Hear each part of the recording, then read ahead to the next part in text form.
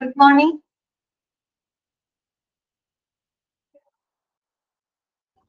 Okay, Amani. Asana, Jishna, Sharani. Okay, good morning. Okay, Donna. Good morning.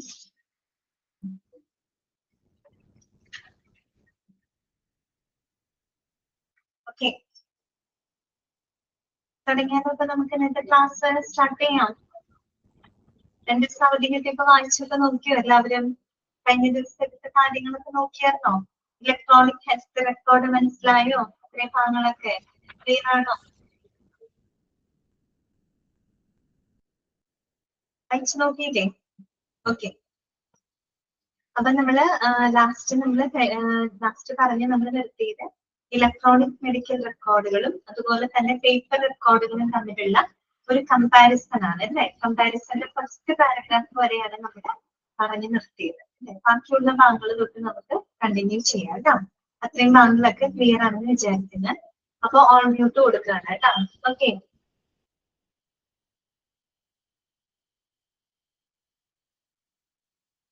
നമ്മള് ഈ പറയുന്ന electronic health റെക്കോർഡും അതുപോലെ തന്നെ പേപ്പർ ബേസ്ഡ് റെക്കോർഡുകളും തമ്മിലുള്ള കമ്പാരിസൺ ആണ് പറഞ്ഞുകൊണ്ടിരിക്കുന്നത്. അപ്പൊ നമ്മള് കഴിഞ്ഞ ക്ലാസ്സിൽ പറഞ്ഞു ഇലക്ട്രോണിക് ഹെൽത്ത് റെക്കോർഡ്സ് എന്ന് പറയുമ്പോൾ അതിന്റെ ഏറ്റവും വലിയ അഡ്വാൻറ്റേജസ് എന്തൊക്കെയാണ്? ആ 3 പോയിന്റുകളാണ് നമ്മൾ പറഞ്ഞത് അല്ലെ. എന്തൊക്കെയാണ്? ഒന്ന് ട്രാൻസ്പാരൻസി, ട്രാൻസ്പാരൻസി, അതുപോലെ തന്നെ പോർട്ടബിലിറ്റി ആൻഡ് ആക്സസിബിലിറ്റി. ഇത്രയുമാണ് ഒരു ഇലക്ട്രോണിക് ഹെൽത്ത് റെക്കോർഡ്സിന്റെ എന്താണ് അഡ്വാൻറ്റേജസ് ആയിട്ട് പറയുന്നത്.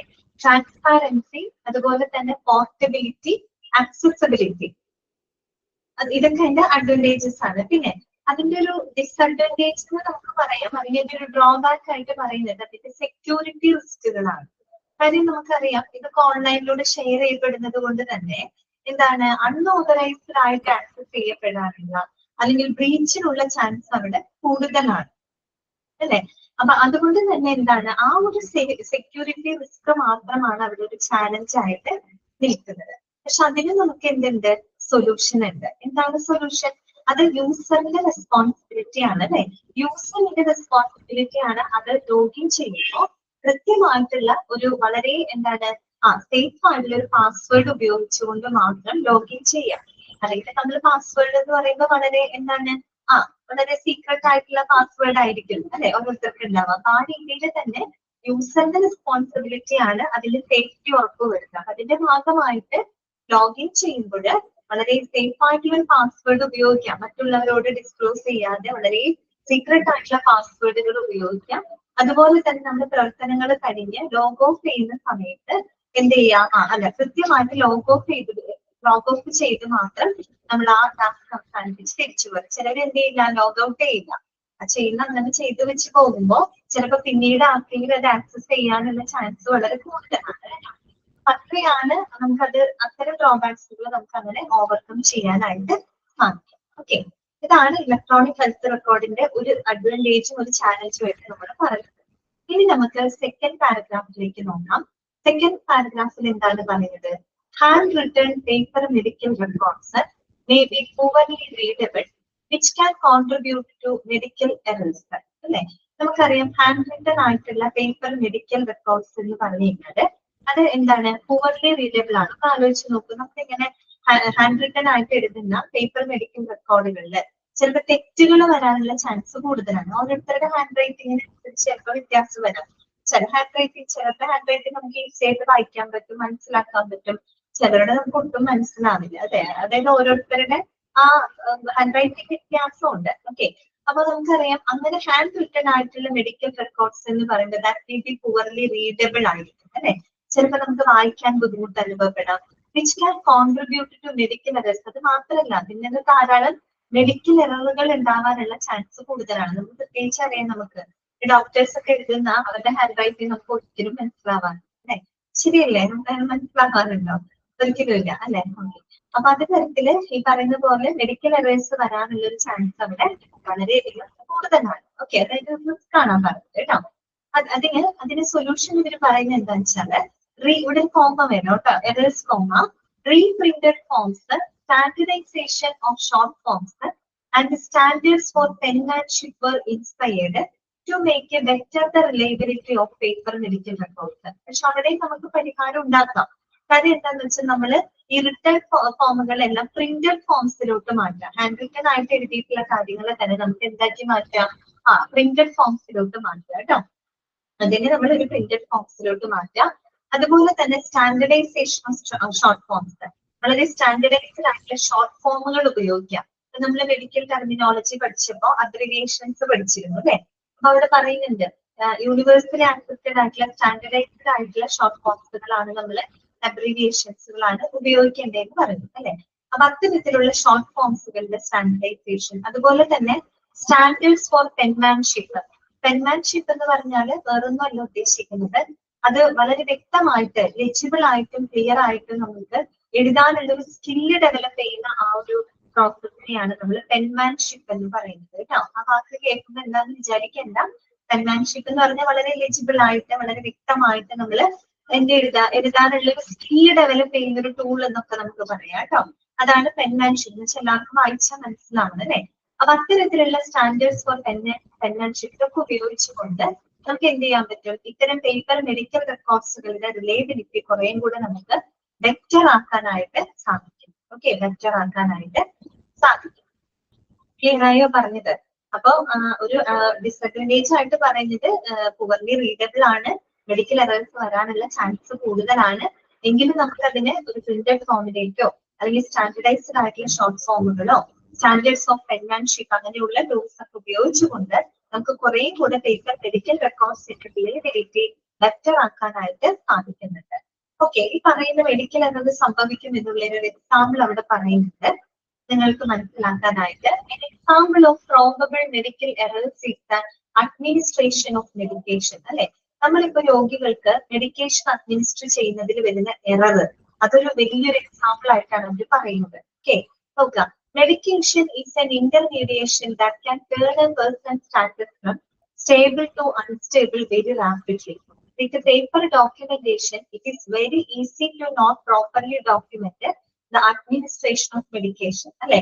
നമുക്കറിയാം ഒരു മെഡിക്കേഷൻ എന്ന് പറയുന്നത് സ്റ്റേബിൾ ആയിട്ടിരിക്കുന്ന ഒരു രോഗിയെ പെട്ടെന്ന് നമുക്ക് അൺസ്റ്റേബിൾ ആക്കാനായിട്ട് മരുന്നുകൾ കൊണ്ട് സാധിക്കും. ശരിയല്ലേ? നമ്മൾ ശരിയായ മരുന്ന് കൊടുത്തില്ല എന്നുണ്ടെങ്കിൽ ചിലപ്പോൾ അത് വരെ സ്റ്റേബിൾ ആയിട്ടിരുന്ന പേഷ്യന്റ് പെട്ടെന്ന് എന്താവും? ചിലപ്പോ അൺസ്റ്റേബിൾ ആയിട്ട് മാറും അല്ലെ? അത്രയും ശ്രദ്ധിക്കേണ്ട കാര്യങ്ങളാണ് അല്ലെ മെഡിക്കേഷൻസ് എന്നൊക്കെ പറയുമ്പോൾ. അപ്പൊ ഇത്തരം മെഡിക്കേഷൻസ് അഡ്മിനിസ്റ്റർ ചെയ്യുന്നതിൽ വരുന്ന എററുകൾ ഒരു വലിയൊരു എക്സാമ്പിൾ ആയിട്ടാണ് പറയുന്നത്. അപ്പൊ നമ്മൾ പേപ്പർ ഡോക്യുമെന്റേഷൻ, പേപ്പർ റെക്കോർഡിലൊക്കെ ആണെങ്കിൽ ചിലപ്പോൾ നമ്മൾ ആ ഒരു മെഡിക്കേഷൻ അഡ്മിനിസ്ട്രേഷൻ പ്രോപ്പർ ആയിട്ട് ചിലപ്പോൾ നമ്മൾ രേഖപ്പെടുത്തുന്നതിൽ എന്തെങ്കിലും പ്രശ്നങ്ങൾ വന്നേക്കാം. എന്ന് പറഞ്ഞു കഴിഞ്ഞാൽ ദ ടൈം ഗിവൺ അല്ലെ? നോക്കി, the time given or errors like giving wrong drug, wrong dose, the wrong form, or not checking for allergies, and it could affect the patient negatively. അല്ലെ? ചിലപ്പോൾ നമ്മൾ ഒരു ഡോക്ടർക്ക് എഴുതിയ ഒരു പ്രിസ്ക്രിപ്ഷൻ, ഹാൻഡ് റിട്ടൺ ആയിട്ട് എഴുതിയ ഒരു പ്രിസ്ക്രിപ്ഷൻ, അത് ഫാർമസിയിൽ ചെന്നപ്പോൾ അത് മനസ്സിലാക്കാൻ പറ്റിയില്ല. ഡോക്ടർ പറഞ്ഞു മരുന്നിന് പകരമായിട്ട് മറ്റേതോ മരുന്നാണെന്ന് തെറ്റിദ്ധരിച്ച് വേറൊരു മരുന്നാണ് ആർക്ക് കൊടുക്കുന്നത്? ഫാർമസിയിൽ നിന്ന് പേഷ്യന്റിനായിട്ട് ഡിസ്ട്രിബ്യൂട്ട് ചെയ്യുന്നത്. പ്രശ്നമായില്ലേ അത്? അത് പേഷ്യന്റിനെ എഫക്ട് ചെയ്യില്ലേ? അല്ലെങ്കിൽ ഡോസ് മാറിപ്പോയി, എഴുതിയ വ്യക്തമായില്ല, ഡോസ് മാറിപ്പോയി, ഒരു ദിവസം 2 നേരം കഴിക്കേണ്ട മരുന്ന് 3 4 പ്രാവശ്യം എന്നുള്ള രീതിയിൽ എഴുതി കൊടുത്താൽ അതിന്റെ പ്രശ്നം എന്തായി? അത് ഓവർഡോസ് ആയി. അതെല്ലാം തന്നെ പേഷ്യന്റ് നെഗറ്റീവ് ആയിട്ട് എഫക്ട് ചെയ്യും അല്ലെ? അതൊക്കെ ഒരു എക്സാമ്പിൾ ആയിട്ടാണ് പറയുന്നത്. റോങ് ഡോസ് ആവാം, റോങ് ഫോം. ചിലപ്പോൾ ഓറലി എടുക്കേണ്ട മരുന്ന് അത് ചിലപ്പോ ഹാൻഡ് റിട്ടൺ ആയിട്ട് മനസ്സിലാവാത്തത് കൊണ്ട് ചിലപ്പോൾ IV ആയിട്ട് കൊടുക്കുക, അങ്ങനെയൊക്കെ സംഭവിക്കാമല്ലോ. അപ്പൊ ആ രീതിയിലുള്ള എററുകൾക്ക് ചാൻസ് ഉണ്ട്. അത് പേഷ്യന്റിനെ വളരെ നെഗറ്റീവ് ആയിട്ട് എഫക്ട് ചെയ്യുകയും ചെയ്യും. ഇത് പേപ്പർ മെഡിക്കൽ റെക്കോർഡിന്റെ ഒരു വലിയ ഡ്രോബാക്ക് ആയിട്ടാണ് അത് പറയുന്നത് കേട്ടോ. പക്ഷേ it has been reported that these errors have been brought down by 55 to 83% as records are now online and need certain steps to avoid these errors. പക്ഷേ ഇന്ന് നമ്മൾ അങ്ങനെ ഗുഡ് മോർണിംഗ്, നേരം വൈകിയോ ജോയിൻ ചെയ്യാനായിട്ട്? ഓക്കെ, അപ്പോ ഇന്നിപ്പോ നമ്മൾ ഇലക്ട്രോണിക് ഹെൽത്ത് റെക്കോർഡുകൾ ഉപയോഗിക്കുന്നത് കൊണ്ട് തന്നെ ഇത്തരം മെഡിക്കൽ എറേഴ്സുകൾ നമുക്ക് വളരെ നല്ലൊരു അളവിൽ കുറയ്ക്കാനായിട്ട് സാധിക്കുന്നു കേട്ടോ. അതായത് കുഴപ്പമില്ലാതെ നമ്മൾ ചെറിയൊരു ഭാഗം എടുത്തു തുടങ്ങിയിട്ടുള്ളൂ. മോൾക്ക് സുഖമില്ല, എന്ത് പറ്റിയാമിനെ? മോൾക്ക് പനിയാണോ? കൊച്ചിന് പനിയാണോ? ഓക്കെ, ഡോക്ടറെ കണ്ടോ? ഡോക്ടറെ കാണിച്ചിരുന്നോ? കാണിച്ചു. ഓക്കെ, കുറവായിട്ടോ? എന്നിട്ട് ചെറിയ മോളാണോ, കൊച്ചുകുട്ടിയാണോ?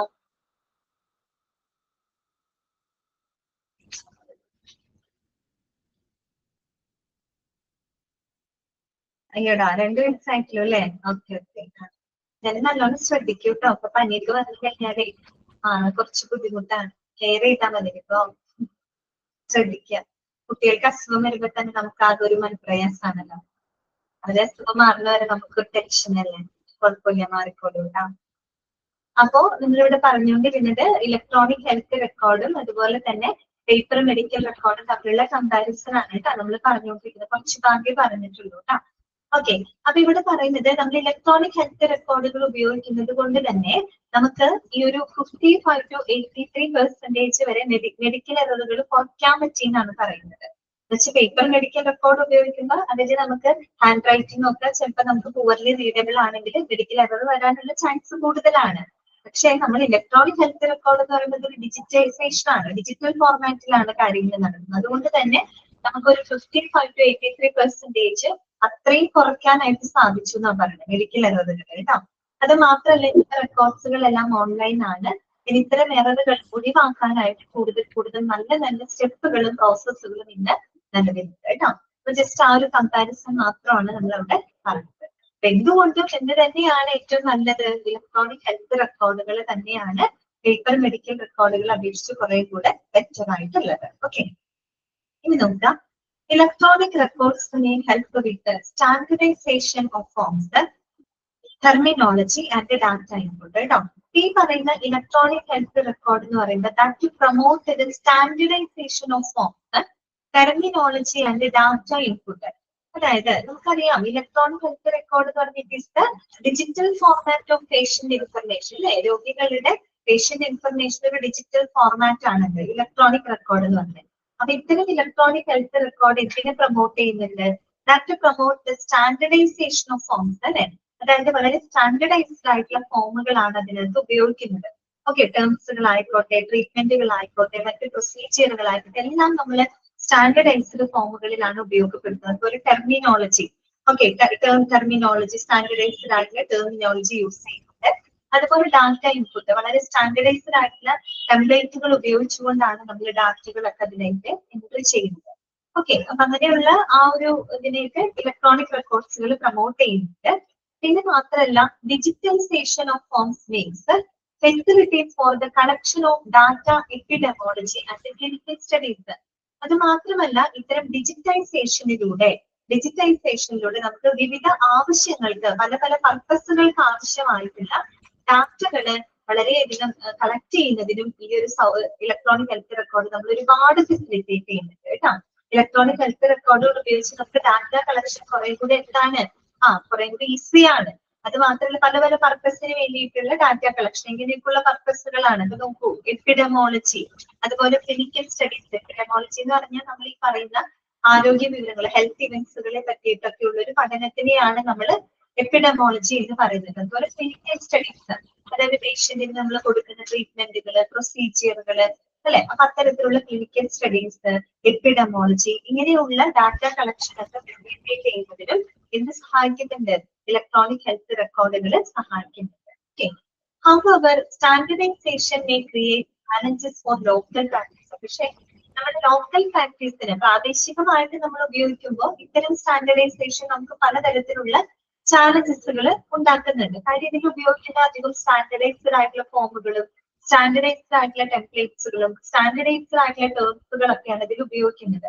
അപ്പൊ അങ്ങനെ ഒരു സ്റ്റാൻഡർഡൈസേഷൻ ഉള്ളത് കൊണ്ട് തന്നെ ചിലപ്പോൾ ലോക്കൽ പ്രാക്ടീസിന് പ്രാദേശികമായിട്ടുള്ള ഉപയോഗത്തിന് ഒരു പക്ഷെ അത് കുറച്ച് ചാലഞ്ചസുകൾ ഉണ്ടാക്കിയേക്കാം എന്നാണ് പറയുന്നത് കേട്ടോ.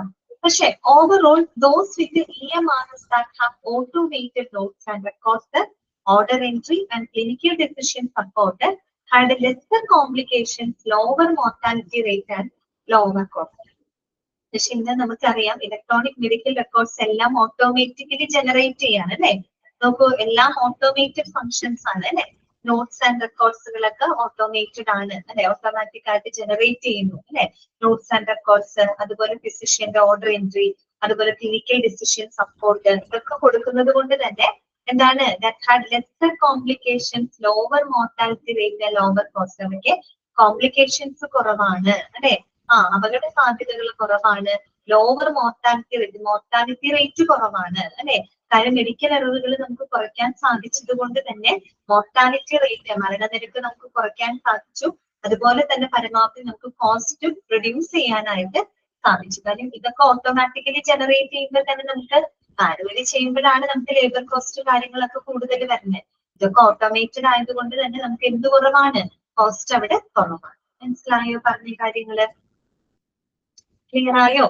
അപ്പൊ നമ്മൾ ഇത്രയും പറഞ്ഞത് ഇലക്ട്രോണിക് ഹെൽത്ത് റെക്കോർഡും അതുപോലെ തന്നെ പേപ്പർ മെഡിക്കൽ റെക്കോർഡുകളും തമ്മിലുള്ള ആ ഒരു കമ്പാരിസൺ ആണ്. നിങ്ങളുടെ മനസ്സിലുണ്ടാകുന്ന കൺസെപ്റ്റുകൾ ഇത്രയേ ഉള്ളൂ. ഇലക്ട്രോണിക് ഹെൽത്ത് റെക്കോർഡിന്റെ അഡ്വാൻറ്റേജ് എന്ന് പറഞ്ഞാല് ട്രാൻസ്പാരൻസി, പോർട്ടബിലിറ്റി, അതുപോലെ തന്നെ അക്സസിബിലിറ്റി ആണ്. ആകെ ഒരു ചാലഞ്ചിങ് ആയിട്ട് പറയുന്നത് സെക്യൂരിറ്റി റിസ്കുകൾ മാത്രമാണ്. കാര്യം ഇതെല്ലാം ഓൺലൈനിലൂടെ ഹാൻഡിൽ ചെയ്യുന്നത് കൊണ്ട് തന്നെ അൺഓതറൈസ്ഡ് ആയിട്ട് ആക്സസ് ചെയ്യപ്പെടാനുള്ള ഒരു ചാൻസ് ആണ് അവിടെ ഒരു ചാലഞ്ച് ആയിട്ട് പറയുന്നത്. പക്ഷെ നമുക്ക് അതിനൊരു സൊല്യൂഷൻ ഉണ്ട്. കാര്യം എന്ത് ചെയ്യാം, യൂസറിന്റെ റെസ്പോൺസിബിലിറ്റി ആണ്. അതായത് വളരെ സേഫ് ആയിട്ടുള്ള പാസ്വേഡുകൾ ഉപയോഗിച്ചുകൊണ്ട് മാത്രം ലോഗിൻ ചെയ്യുക, അതുപോലെ തന്നെ കൃത്യമായിട്ട് ലോഗ് ഓഫ് ചെയ്തതുകൊണ്ട് മാത്രം നമ്മൾ ഇറങ്ങുക. ഓക്കെ, അതൊക്കെ വളരെ ഇമ്പോർട്ടന്റ് ആയിട്ടുള്ള കാര്യമാണ്. അതിന്റെ ഒരു പരിഹാരം കണ്ടെത്തിയാൽ ബാക്കി എല്ലാം കൊണ്ടും അത് വളരെ ഏറ്റവും നല്ലതാണ് ഇലക്ട്രോണിക് ഹെൽത്ത് റെക്കോർഡ് കേട്ടോ. പക്ഷെ പേപ്പർ മെഡിക്കൽ റെക്കോർഡ് എന്ന് പറഞ്ഞാൽ പുവർ റീഡബിൾ ആണ് അല്ലെ. പുവർ റീഡബിൾ ആയതുകൊണ്ട് തന്നെ മെഡിക്കൽ എററുകൾ വരാനുള്ള ചാൻസ് ഉണ്ട്. പക്ഷെ എന്ത് ചെയ്യാൻ പറ്റും, നമുക്കതിനെ പ്രിന്റഡ് ഫോംസിലോട്ട് മാറ്റാം, സ്റ്റാൻഡർഡൈസ്ഡ് ആയിട്ടുള്ള ഫോംസുകൾ ഉപയോഗിച്ചുകൊണ്ട്. അങ്ങനെയൊക്കെ നമുക്ക് ഒരു പരിധി വരെ മെഡിക്കൽ എററുകൾ കുറയ്ക്കാനായിട്ട് നമുക്ക് സാധിക്കുന്നുണ്ട്. എങ്കിലും പേപ്പർ മെഡിക്കൽ റെക്കോർഡുകൾ അപേക്ഷിച്ച് നോക്കുമ്പോൾ EHR ഉപയോഗിച്ചത് കൊണ്ട് നമുക്ക് ഒരു 55 മുതൽ 83% വരെ മെഡിക്കൽ എററുകൾ കുറയ്ക്കാനായിട്ട് സാധിച്ചിട്ടുണ്ട്. അതുകൂടാതെ ഇലക്ട്രോണിക് ഹെൽത്ത് റെക്കോർഡ് എന്തൊക്കെ കാര്യങ്ങൾ പ്രൊമോട്ട് ചെയ്യുന്നുണ്ട്, standardisation of forms, terminology, data input, ഇതിനൊക്കെ ഡിജിറ്റൽ ഫോർമാറ്റിൽ മാറ്റുന്നതിന് ഇലക്ട്രോണിക് ഹെൽത്ത് റെക്കോർഡുകൾ വളരെയധികം സഹായിച്ചിട്ടുണ്ട്. അപ്പൊ ഇതുകൊണ്ട് തന്നെ നമുക്ക് എന്ത് ചെയ്യാൻ പറ്റും, എല്ലാ നോട്ട്സ് ആയിക്കോട്ടെ, റെക്കോർഡുകൾ ആയിക്കോട്ടെ, ഫിസിഷ്യന്റെ ഓർഡർ എൻട്രി ആയിക്കോട്ടെ, അതുപോലെ നമ്മൾ ഈ ക്ലിനിക്കൽ സപ്പോർട്ടുകളും എല്ലാം തന്നെ ഓട്ടോമേറ്റഡ് ആയതുകൊണ്ട് തന്നെ അവിടെ കോംപ്ലിക്കേഷൻസ് കുറവാണ്, അതുപോലെ മരണനിരക്ക് കുറവാണ്, എല്ലാത്തിനേക്കാൾ ഉപരി എന്തും കുറവാണ്, കോസ്റ്റും വളരെയധികം, ചെലവ് വളരെയധികം കുറവാണ്. ഓക്കെ, നിങ്ങൾ ജസ്റ്റ് ഒന്ന് ഓടിച്ച് വായിച്ചു നോക്കിയേ, എല്ലാ കൺസെപ്റ്റുകളൊക്കെ നിങ്ങൾക്ക് ക്ലിയർ ആയോ നോക്കിയേ.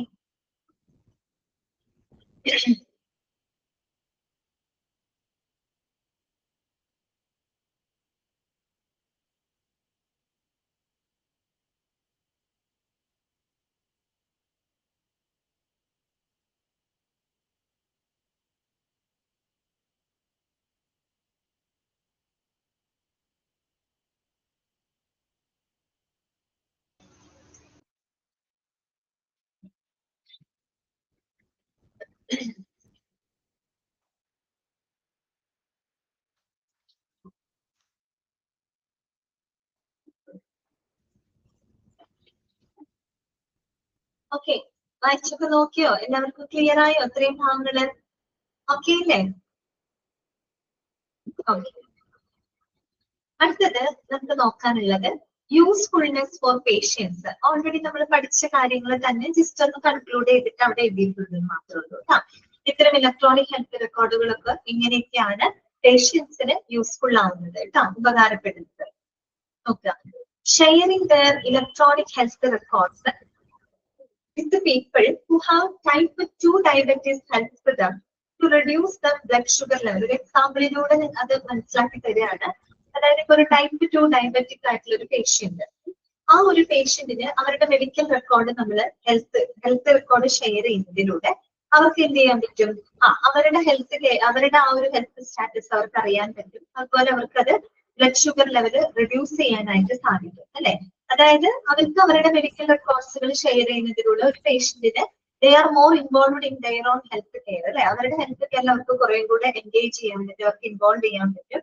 അതിപ്പോ ടൈപ്പ് 2 ഡയബറ്റീസ് മാത്രമല്ല, അവരുടെ അസുഖത്തെ പറ്റിയുള്ള കാര്യങ്ങൾ ഷെയർ ചെയ്യുന്നതിലൂടെ, മനസ്സിലാക്കുന്നതിലൂടെ അവർക്കത് കുറയ്ക്കുന്നതിനായിട്ടുള്ള ആ ഒരു കുറയ്ക്കാൻ സാധിക്കും അല്ലെ. കാര്യം അവർക്ക് കുറെ കൂടെ അവരുടെ ഹെൽത്തിനെ പറ്റി കൂടുതൽ അവർ അവെയർ ആവും. It is a means of helping people understand their own health condition and making them involved actively in its management. അതെ, നമ്മൾ തുടക്കമേ പറഞ്ഞല്ലോ electronic health records have the sharing capability എന്ന് പറഞ്ഞു അല്ലെ. ഷെയർ ചെയ്യാനായിട്ട് നമുക്ക് സാധിക്കുന്നത് കൊണ്ട് തന്നെ ഇപ്പൊ കൂടുതൽ എന്താണ് patients are more involved in their own care അല്ലെ, അവരുടെ കെയറിൽ അവർ കുറെ കൂടി ഇൻവോൾവ്ഡ് ആണ്. അവർക്ക് അവരുടെ ഹെൽത്ത് കണ്ടീഷനെയൊക്കെ കൂടുതൽ മനസ്സിലാക്കാനും അതുപോലെ ആക്റ്റീവ് ആയിട്ട് അതില് എന്താ പറയുക എൻഗേജ് ചെയ്ത് അവരുടെ ഹെൽത്ത് കെയർ മാനേജ് ചെയ്യാനും അവരെ എന്ത് സഹായിക്കുന്നുണ്ട്, ഇത്തരം ഇലക്ട്രോണിക് ഹെൽത്ത് റെക്കോർഡുകൾ സഹായിക്കുന്നുണ്ട്. ഓക്കെ, അത് മാത്രമല്ല അതിന്റെ യൂസ്ഫുൾനെസ് കേട്ടോ. മറ്റൊരു സെന്റൻസ് കൂടെ അവിടെ നോക്കുക. They could also be useful in research which enables various scientific analysis and novel tools. അതായത് electronic health record that provides the research opportunities, ധാരാളം റിസർച്ച് ഓപ്പർച്യൂണിറ്റീസ് തരുന്നുണ്ട്. അതുപോലെ തന്നെ that facilitate the creation of എന്താണ് new techniques and tools കേട്ടോ. അതായത് പുതിയ പുതിയ ടൂൾസ് ആൻഡ് ടെക്നിക്സുകളൊക്കെ ഉപയോഗിക്കുന്നതിലേക്ക്, അതിന്റെ ക്രിയേഷനിലേക്ക് അത് കൂടുതൽ ഇലക്ട്രോണിക് ഹെൽത്ത് റെക്കോർഡ് എന്ന് പറയുമ്പോൾ ഡിജിറ്റൽ ഫോർമാറ്റിലോട്ട് എല്ലാം മാറ്റുകയാണ്. പുതിയ പുതിയ new tools and technology, novel means new എന്നുള്ള അർത്ഥമാണ് കേട്ടോ. Novel means new tools and technologies ഒക്കെ നമുക്ക് കൊണ്ടുവരാനും അതിനെയൊക്കെ എന്ത് ഫെസിലിറ്റേറ്റ് ചെയ്യുന്നുണ്ട്, ഇലക്ട്രോണിക് ഹെൽത്ത് റെക്കോർഡുകൾ ഒരുപാട് സഹായിക്കുന്നുണ്ട് കേട്ടോ. മനസ്സിലാക്കി. അതോടുകൂടി നമ്മുടെ EHR അവിടെ അവസാനിക്കുകയാണ് കേട്ടോ. EHR ഇലക്ട്രോണിക് ഹെൽത്ത് റെക്കോർഡ് എന്ന് പറയാം, EMR എന്നും പറയാം കേട്ടോ, ഇലക്ട്രോണിക് മെഡിക്കൽ റെക്കോർഡ് എന്നും പറയാം. ഇനി നമുക്ക് രണ്ടാമത്തെ നോക്കാം കേട്ടോ. അപ്പൊ ഒന്നാമത്തെ കഴിഞ്ഞു, EHR കഴിഞ്ഞു.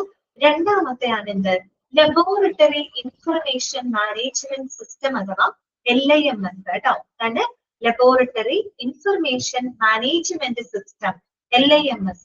അതിനെ പറ്റിയാണ് നമ്മൾ പഠിക്കാൻ പോകുന്നത്. LIMS നിങ്ങൾ എവിടെ കേട്ടിട്ടുണ്ട്?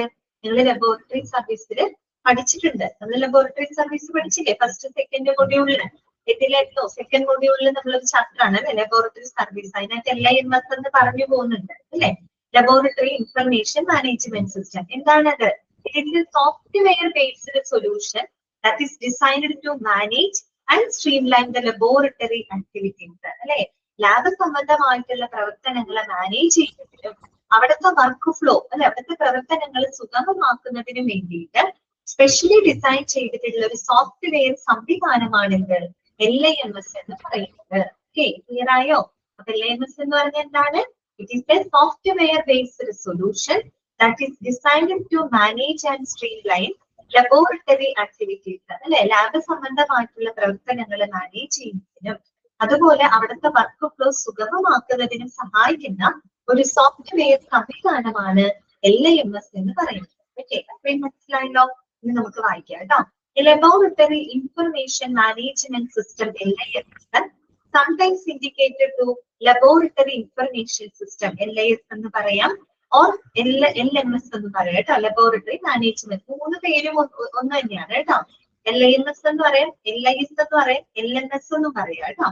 ഓക്കെ, അപ്പൊ മൂന്ന് പേരുകളിൽ ഇത് അറിയപ്പെടുന്നുണ്ട്. അപ്പൊ അതിന്റെ പ്രത്യേകത മനസ്സിലായല്ലോ?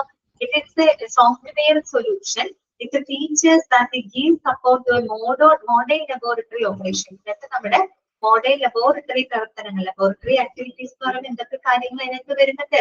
സാമ്പിൾ ട്രാക്കിംഗ് വരുന്നുണ്ട് അല്ലെ, അതുപോലെ തന്നെ ഡാറ്റ മാനേജ്മെന്റ്, അവിടുത്തെ വർക്ക് ഫ്ലോ അല്ലെ, റിപ്പോർട്ടിംഗ്, ക്വാളിറ്റി കൺട്രോള്, ഇങ്ങനെ ഒരു ലാബ് സംബന്ധമായിട്ടുള്ള എല്ലാ പ്രവർത്തനങ്ങളെയും മാനേജ് ചെയ്യാനും സ്ട്രീംലൈൻ ചെയ്യാനുമായിട്ട് സഹായിക്കുന്ന ഒരു സോഫ്റ്റ്വെയർ സംവിധാനമാണ് LIMS എന്ന് പറയുന്നത് കേട്ടോ.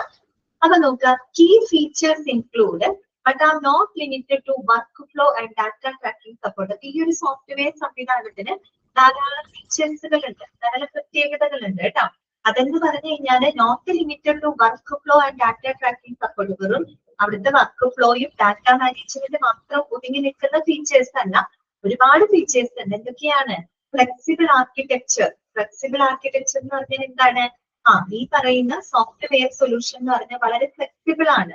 ഫ്ലെക്സിബിൾ ആണെന്ന് വെച്ചാൽ നമുക്കത് അഡാപ്റ്റ് ചെയ്യാൻ, ഏത് ലബോറട്ടറി എൻവയോൺമെന്റിലും നമുക്കത് അഡാപ്റ്റ് ചെയ്യാനും അപ്പൊ വളരെ ഈസിയാണ്. എന്നുവെച്ചാൽ ഫ്ലെക്സിബിൾ ആയിട്ടുള്ള ഒരു സോഫ്റ്റ്വെയർ നമുക്ക് എന്ത് മോഡിഫിക്കേഷൻസ് വരുത്താനോ എന്തെങ്കിലും ആഡ് ചെയ്യാനോ അപ് ടു ഡേറ്റ് ചെയ്യാനാണെങ്കിലും അഡാപ്റ്റ് ചെയ്യാനോ ഒക്കെ വളരെയധികം എന്താണ് ഈസി ആയിട്ട് നമുക്ക് ചെയ്യാൻ പറ്റുന്ന രീതിയിലാണ് ആ ഒരു സോഫ്റ്റ്വെയർ സംവിധാനത്തിന് വികസിപ്പിച്ചിരിക്കുന്നത് കേട്ടോ. അതുകൊണ്ടാണ് അവർ പറയുന്നത് വളരെ ഫ്ലെക്സിബിൾ ആയിട്ടുള്ള ആർക്കിടെക്ചർ ആണ്.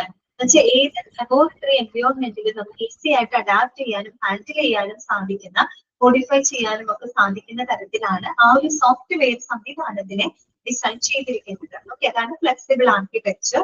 ആൻഡ് ഡാറ്റ എക്സ്ചേഞ്ച് ഇന്റർഫേസസ് എന്ന് വെച്ചാൽ ഷെയറിംഗ് ഡാറ്റ വിത്ത് അതർ അല്ലെ, sharing data with other systems. നമുക്ക് മറ്റുള്ള സിസ്റ്റങ്ങളിലേക്കും നമുക്ക് എന്ത് ചെയ്യാൻ പറ്റും, ഡാറ്റ ഷെയർ ചെയ്യാനായിട്ട് സാധിക്കും. അങ്ങനെ ഒരുപാട് ഫീച്ചേഴ്സുകളൊക്കെ എന്തിനുണ്ട്, ഈ ഒരു സോഫ്റ്റ്വെയർ സംവിധാനത്തിലുണ്ട്. വെറും എന്ത് മാത്രമല്ല, സാമ്പിൾ ട്രാക്കിങ്ങും ഡാറ്റ മാനേജ്മെന്റും മാത്രമല്ല, വളരെ ഫ്ലെക്സിബിൾ ആയിട്ടുള്ള ഒരു എന്താ പറയുക സോഫ്റ്റ്വെയർ സംവിധാനമാണ്, ഫ്ലെക്സിബിൾ ആർക്കിടെക്ചർ ആണ്. അതുപോലെ തന്നെ it can be shared through different data systems, പല പല ഡാറ്റ സിസ്റ്റംസിലൂടെ നമുക്ക് ഷെയർ ചെയ്യാനായിട്ട് സാധിക്കും. അത് മാത്രമല്ല, which fully support it's use in regulated environments. എല്ലാവിധ നിയന്ത്രിതമായിട്ടുള്ള എല്ലാ എൻവയോൺമെന്റ്സിലും നമുക്കത് ഉപയോഗിക്കാൻ പറ്റും. അതെന്താ ഉദ്ദേശിക്കുന്നത്, ലബോറട്ടറി എന്ന് പറഞ്ഞാൽ പലതരം ലാബുകൾ ഉണ്ടല്ലോ, pathology lab, microbiology lab, biotechnology ലാബുകൾ അല്ലെ. അങ്ങനെ പല റെഗുലേറ്റഡ് എൻവയോൺമെന്റ്സിലും വർക്ക് ഫ്ലോ ഈസി ആക്കാനായിട്ട് ഈ ഒരു സോഫ്റ്റ്വെയർ സംവിധാനം സഹായിക്കുന്നുണ്ട്. അത് മാത്രമല്ല, റെഗുലേറ്ററി കംപ്ലൈൻസ്, അതായത് കൃത്യമായിട്ടുള്ള റൂൾസ് ആൻഡ് റെഗുലേഷൻസുകളൊക്കെ പാലിച്ചുകൊണ്ട് തന്നെയാണ് ഈ ഒരു സോഫ്റ്റ്വെയർ സംവിധാനം പ്രവർത്തിക്കുന്നത്. അതുകൊണ്ട് തന്നെ വളരെ സേഫും ആണ്. ഓക്കെ, ഇത്രയൊക്കെ ഫീച്ചേഴ്സ് ആണ് LIMS-ന് ഉള്ളത് കേട്ടോ. ഇനി നോക്കാം, the features and uses of LIMS that have developed over the years, from simple sample tracking to the enterprise resource planning to that manages manifold aspects of laboratory informatics. അതായത് കഴിഞ്ഞ കുറെ വർഷങ്ങളായിട്ട് ഈ ഒരു LIMS എന്ന് പറയുന്ന സംവിധാനം ഇങ്ങനെ ഡെവലപ്പ് ചെയ്തുകൊണ്ടിരിക്കുകയാണ്. പണ്ട് LIMS എന്ന് പറഞ്ഞ വെറും എന്ത് മാത്രമായിരുന്നു, സിമ്പിൾ സാമ്പിൾ ട്രാക്കിംഗ് ടൂള് മാത്രമായിരുന്നു, വെറും ഒരു സാമ്പിൾ ട്രാക്കിംഗ് ടൂള് മാത്രമായിരുന്നെങ്കിൽ ഇന്നിപ്പോ അങ്ങനെയല്ല. ഇന്ന് വളരെ കോംപ്രിഹെൻസീവ് ആയിട്ടുള്ള ഒരു എന്റർപ്രൈസ് റിസോഴ്സ് പ്ലാനിംഗ് ടൂളാണ്. അതായത് ഒരു ലബോറട്ടറി സംബന്ധമായിട്ടുള്ള എല്ലാവിധ പ്രവർത്തനങ്ങളെയും പിന്തുണയ്ക്കുന്ന രീതിയിൽ വളരെ കോംപ്രിഹെൻസീവ് ആയിട്ടുള്ള, വളരെ സമഗ്രമായിട്ടുള്ള ഒരു റിസോഴ്സ് പ്ലാനിംഗ് ടൂളായിട്ട് എന്ത് മാറി, LIMS ആണ്. ഓക്കെ, ഇത്രയും കാര്യങ്ങൾ മനസ്സിലായോ നിങ്ങൾക്ക്?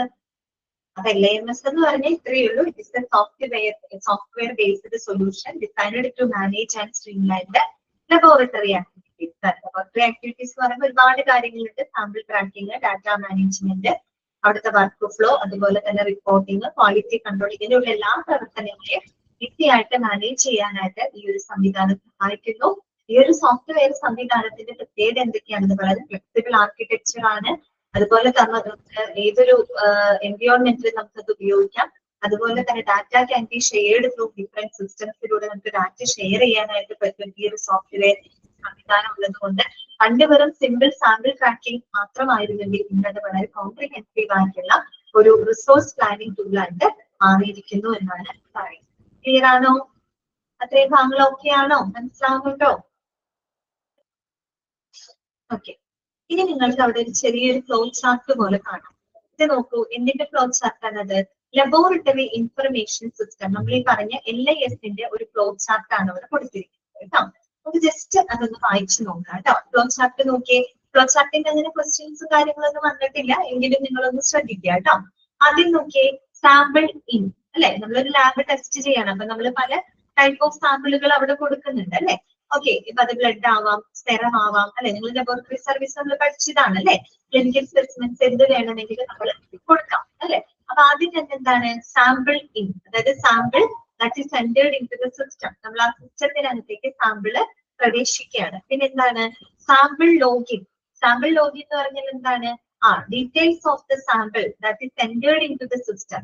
നമ്മൾ സിസ്റ്റത്തിനകത്തേക്ക് എൻ്റർ ചെയ്യാണ്. സാമ്പിളിന്റെ വിവരങ്ങൾ എന്ന് പറഞ്ഞാൽ ആ സാമ്പിളുമായിട്ട് ബന്ധപ്പെട്ട പേഷ്യന്റിന്റെ ഇൻഫർമേഷൻസ് അല്ലെ, പേഷ്യന്റിന്റെ ബേസിക് ഡീറ്റെയിൽസ്, അതുപോലെ തന്നെ അവരുടെ ഡെമോഗ്രഫിക്സ്, ആ ഒരു സാമ്പിളുമായിട്ട് ബന്ധപ്പെട്ട ടെസ്റ്റുകളാണ് അവർക്ക് കണ്ടക്ട് ചെയ്യേണ്ടത്, അല്ലെങ്കിൽ എന്ത് സ്പെസിമെൻ ആണ്, ഏത് ടൈപ്പ് ഓഫ് സ്പെസിമെൻ ആണ് അവർ കളക്ട് ചെയ്തിരിക്കുന്നത്, അങ്ങനെയുള്ള കാര്യങ്ങൾ കേട്ടോ. അതാണ് ആ ഒരു കാര്യമാണ് അവിടെ സാമ്പിൾ ലോഗിൻ എന്നതുകൊണ്ട് ഉദ്ദേശിക്കുന്നത്. That means the information relevant to the sample. That means പേഷ്യന്റിന്റെ ഐഡന്റിറ്റി, പേഷ്യന്റിന്റെ ഡെമോഗ്രഫിക്സ് അല്ലെ, അവരുടെ പേഴ്സണൽ ഡീറ്റെയിൽസ്, പിന്നെ അവരുടെ clinical specimens, type of test and procedures, അങ്ങനെയുള്ള കാര്യങ്ങളെല്ലാം തന്നെ നമ്മൾ എന്ത് ചെയ്യാണ്, enter in to the system. ആ സിസ്റ്റത്തിനകത്തേക്ക് എൻറ്റർ ചെയ്ത് വിടുകയാണ്. അതാണ് സാമ്പിൾ ലോഗിൻ എന്ന് പറയുന്നത്. അടുത്ത സ്റ്റെപ്പ് എന്താണ്, ജോബ് അസൈൻമെന്റ്. ജോബ് അസൈൻമെന്റ് എന്ന് പറഞ്ഞാൽ specific job or task is assigned for each sample. നമ്മൾ കൊടുക്കുന്ന ഓരോ സാമ്പിളിലും എന്തൊക്കെ ടെസ്റ്റുകളാണ് നടത്തേണ്ടത്. നമ്മളൊരു ബ്ലഡ് എടുക്കുമ്പോൾ എന്ത് ടെസ്റ്റ് നടത്തണം, യൂറിന് അല്ലെങ്കിൽ ടിഷ്യൂ, സെല്ലുകള്, അപ്പൊ ഓരോന്നിനും ഓരോരോ പല ടൈപ്പ് ഓഫ് ടെസ്റ്റുകളാണ് നമ്മൾ ഓരോ സാമ്പിളിൽ ചെയ്യുന്നത് അല്ലെ. അതാണ് അവിടെ ഉദ്ദേശിക്കുന്നത് job assignment. Specific job or task ഈ അസൈൻഡ് ഫോർ ഈച്ച് സാമ്പിൾ. ഓരോ സാമ്പിളിലും നമ്മൾ ചെയ്യേണ്ട ടെസ്റ്റ് എന്താണ്, ടാസ്ക് എന്താണ്, അത് ഓരോന്നും നമ്മൾ അസൈൻ ചെയ്ത് കൊടുക്കുകയാണ്. ഓക്കെ, അത് കഴിഞ്ഞാലോ ട്രാക്കിംഗ് പ്രോഗ്രസ് ആണ്. ട്രാക്കിംഗ് പ്രോഗ്രസ് എന്ന് പറഞ്ഞാൽ എന്താ ഉദ്ദേശിക്കുന്നത്? യെസ്, അതായത് നമ്മൾ എന്താ ചെയ്യുന്നത്, ദ പ്രോസസ് ഓഫ് സാമ്പിൾ ആണ് അല്ലെ. അതായത് പ്രോസസ് അല്ല, progress of the sample is tracked through out the testing process. അതിന്റെ ടെസ്റ്റിംഗ് പ്രോസസ് ഉടനീളം നമ്മൾ ആ ഒരു സാമ്പിളിന്റെ പ്രോഗ്രസ് എന്ത് ചെയ്യാണ്, ട്രാക്ക് ചെയ്യാണ്. കറക്റ്റ് ആയിട്ട് ടെസ്റ്റിംഗ് നടക്കുന്നുണ്ടോ, പ്രോപ്പർ റിസൾട്ടിങ്ങും കാര്യങ്ങളും സിസ്റ്റമാറ്റിക് ആയിട്ട് അവിടെ നടന്നു പോകുന്നുണ്ടോ, അതാണ് the sample. Okay, the progress of the sample is tracked. The progress of the sample is tracked throughout the testing procedure. അത് മുഴുവൻ ടെസ്റ്റിംഗ് പ്രോസസ് സമയത്ത് നമ്മൾ അതിന്റെ പ്രോഗ്രസ്, സാമ്പിളിന്റെ പ്രോഗ്രസ് നമ്മൾ ഇങ്ങനെ ട്രാക്ക് ചെയ്തുകൊണ്ടിരിക്കുകയാണ് അല്ലെ. അടുത്തത് എന്താണ്? ഡാറ്റ എൻട്രി ആണ്. ഡാറ്റ എൻട്രി എന്ന് പറഞ്ഞാൽ എന്താണ്? Data related to the sample analysis is entered into the system അല്ലെ. നമ്മൾ അങ്ങനെ അനലൈസ് ചെയ്യുന്ന ക്ലിനിക്കൽ സ്പെസിമെൻസിന്റെ അനാലിസിസിലൂടെ നമുക്ക് ലഭിക്കുന്ന ഡാറ്റകളെല്ലാം അല്ലെ, ദ ഡാറ്റ ദാറ്റ് ഈസ് എന്താണ്, relevant to the analysis that is entered into the system. നമ്മുടെ സിസ്റ്റത്തിലേക്ക് എൻറ്റർ ചെയ്ത് കൊടുക്കുകയാണ്. അത് കഴിഞ്ഞാൽ എന്താണ്? ഡാറ്റ വാലിഡേഷൻ ആണ്. അതായത് അനലൈസ്ഡ് ഡാറ്റ അല്ലെങ്കിൽ entered data is analysed for the എന്താണ്, എഫിഷ്യൻസി, ആക്യുറസി ആൻഡ് ഇന്റഗ്രിറ്റി അല്ലെ. നമ്മൾ എൻറ്റർ ചെയ്തിട്ടുള്ള ഡാറ്റകൾ കൃത്യമായിട്ട് നമ്മൾ എന്ത് ചെയ്യാണ്, വാലിഡേറ്റ് ചെയ്യാണ് അല്ലെ. Okay, entered data is validating. ഇതിന് വേണ്ടിയിട്ടാണ് for the accuracy and integrity, ആ കൃത്യത ഉറപ്പുവരുത്താന് അല്ലെ. അതിന്റെ ആ ഒരു കൃത്യത ഉറപ്പുവരുത്തുന്നതിന് വേണ്ടിയിട്ട് നമ്മൾ ആ ഡാറ്റ എന്ത് ചെയ്യാണ്, വാലിഡേറ്റ് ചെയ്യാണ്. അതിനുശേഷം എന്താണ്? Reporting results. റിപ്പോർട്ട്സ് ആർ എന്താണ്, reports R released out of the system. അതിനുശേഷം നമ്മൾ ഈ പറയുന്ന എല്ലാ റിപ്പോർട്ടുകളും പുറത്തോട്ട്, സിസ്റ്റത്തിൽ നിന്ന് പുറത്തോട്ട് നമ്മൾ എന്ത് ചെയ്യാണ്, റിലീസ് ചെയ്യാണ്. അതാണ് ഡാറ്റ ഔട്ട്പുട്ട് എന്ന് പറയുന്നത്. കണ്ടോ, അപ്പൊ ഒരു ലബോറട്ടറി ഇൻഫർമേഷൻ സിസ്റ്റം എങ്ങനെയാണ് പ്രവർത്തിക്കുന്നതെന്നാണ് പറയുന്നത്. First sample entered into the system, then sample login, that means the details relevant to the sample, patient details relevant to the sample is entered into the system. Then job assignment, specific job or task assigned for each sample. Then tracking progress, the progress of the sample is analyzed throughout the testing process. Then data entry, data related to the sample that is entered into the system. Then data validation, the entered data is validated for accuracy and integrity. Then reports are released out of the system. ഇവയാണ് laboratory information സിസ്റ്റത്തിലൂടെ എത്ര ഭംഗിയായിട്ടാണ് അവിടുത്തെ work flow easy ആയിട്ട് നടക്കുന്നത് അല്ലെ. വളരെ easy ആയിട്ട് നടക്കുന്നുണ്ട്. നമ്മൾക്ക് ആലോചിച്ച് നോക്കിയിട്ട് മാനുവലി ആണ് ചെയ്തിരുന്നതെങ്കിൽ എന്തുമാത്രം ബുദ്ധിമുട്ടുകൾ നമുക്ക് ഉണ്ടായി. ഇപ്പൊ അവിടെ അങ്ങനെയൊക്കെ ഇഷ്യൂസ് ഒന്നുമില്ല അല്ലെ. വളരെ ഈസി ആയിട്ട് തന്നെ നമുക്ക് എന്ത് ചെയ്യാൻ പറ്റും, നിങ്ങളുടെ വർക്ക് ഫ്ലോ മാനേജ് ചെയ്യാനായിട്ട് സാധിക്കും. ഓക്കെ, ഇനി നോക്കാം. There is no useful definition of the term LIMS since it is used to encompass a number of different laboratory informatics components. അതായത് നമുക്ക് LIMS ഒരു കൃത്യമായിട്ടുള്ള ഒരു ഡെഫിനേഷൻ നമുക്ക് പറയാനായിട്ട് സാധിക്കില്ല. എങ്കിലും LIMS എന്ന് പറയുന്നത് എന്താണ്, ധാരാളം ഡിഫറെന്റ് ലബോറട്ടറി ഇൻഫർമാറ്റിക്സ് കമ്പോണന്റ്, പലതരത്തിലുള്ള എന്താണ് കമ്പോണന്റുകൾ കൂടിച്ചേർന്നിട്ടുള്ള ഒരു സോഫ്റ്റ്വെയർ സംവിധാനമാണ് LIMS എന്ന് പറയുന്നത് കേട്ടോ. പലതരത്തിലുള്ള കമ്പോണന്റ് എന്ന് വെച്ചാൽ ഒരുപാട് ഫീച്ചേഴ്സുകളും പല പല ഫങ്ഷൻസുകളൊക്കെ ഉള്ള ഒരു സോഫ്റ്റ്വെയർ സംവിധാനമാണ്. ഇപ്പൊ എല്ലായിടത്തും എല്ലാ സംവിധാനങ്ങളും ഉൾപ്പെടുത്തിയിരിക്കണമെന്നില്ല കേട്ടോ. ഓക്കെ, LIMS എന്ന് പറഞ്ഞാൽ വളരെ കോംപ്രിഹെൻസീവ് ആയിട്ടുള്ള ഒരു സോഫ്റ്റ്വെയർ സംവിധാനമാണ്. അതിനെന്ന് പറഞ്ഞാൽ പലതരത്തിലുള്ള ഡിഫറെന്റ് ഫീച്ചേഴ്സുകൾ ഉണ്ട്, ഡിഫറെന്റ് ഫങ്ഷൻസ് ഉണ്ട്. ഓക്കെ, അതിപ്പോ ഓരോ ഹോസ്പിറ്റലിൽ തീരുമാനിക്കാം അവർക്ക് എന്തൊക്കെ ഫീച്ചേഴ്സും എന്തൊക്കെ ഫങ്ഷൻസ് ചെയ്യുന്ന LIMS വേണമെന്നുള്ളത് അവർക്ക് തീരുമാനിച്ച് ഇൻസ്റ്റാൾ ചെയ്യാവുന്നതാണ്. അപ്പൊ വലിയ വലിയ മൾട്ടി സ്പെഷ്യാലിറ്റി ഹോസ്പിറ്റൽ എന്നൊക്കെ വളരെ പറഞ്ഞു കഴിഞ്ഞാൽ അഡ്വാൻസ്ഡ് ആയിട്ടുള്ള ഫീച്ചേഴ്സും അഡ്വാൻസ്ഡ് ഫങ്ഷൻസ് ഒക്കെ ഉള്ള LIMS സംവിധാനങ്ങളായിരിക്കും അവർക്ക് ഉണ്ടായിരിക്കുക. അതേസമയത്ത് സ്മോൾ ഹോസ്പിറ്റലൊക്കെ ആകുമ്പോൾ കുറച്ചും കൂടെ അത്ര അധികം ഫീച്ചേഴ്സ് ഉണ്ടാവണമെന്നില്ല. ചിലപ്പോൾ അവർക്ക് ആവശ്യമായിട്ടുള്ള ഫീച്ചേഴ്സുകളും ഫങ്ഷൻസും കൊണ്ട് മാത്രമായിരിക്കും അവര് സ്മോൾ ഹോസ്പിറ്റൽ LIMS ഉപയോഗപ്പെടുത്തുന്നത് കേട്ടോ. അപ്പൊ എങ്ങനെയായിരുന്നാലും ഓർക്കുക, പല പല കമ്പോണന്റുകൾ ചേർന്നതാണ് ഒരു LIMS എന്ന് പറയുന്നത്. The spread and the depth of these components is greatly dependent on the LIMS implementation itself. Okay, അപ്പൊ ആ ഒരു കമ്പോണന്റുകളുടെ ആ ഒരു സ്പ്രെഡ്, ആ ഒരു ഡെപ്ത് എന്ന് പറയുന്നത് അത് LIMS ഇംപ്ലിമെന്റേഷൻ അനുസരിച്ചിരിക്കും. അതാണ് ഞാൻ നേരത്തെ പറഞ്ഞത്. ഇപ്പൊ വലിയ വലിയ ഹോസ്പിറ്റലിലാകുമ്പോൾ ചിലപ്പോൾ വളരെ അഡ്വാൻസ്ഡ് ആയിട്ടുള്ള ഫീച്ചേഴ്സുകളുള്ള സോഫ്റ്റ്വെയർ LIMS സോഫ്റ്റ്വെയറുകളായിരിക്കും അവർ ഉപയോഗിക്കുന്നുണ്ടാവാം. ഓക്കെ, അവർ ഇംപ്ലിമെന്റ് ചെയ്യുന്നത് ആ രീതിയിലായിരിക്കും. ചെറിയ ചെറിയ ഹോസ്പിറ്റൽ ആകുമ്പോൾ ചിലപ്പോൾ അവർക്ക് ഒരുപാട് വലിയ ഫീച്ചേഴ്സുകളൊന്നും അവർ ആഗ്രഹിക്കുന്നുണ്ടാവില്ല.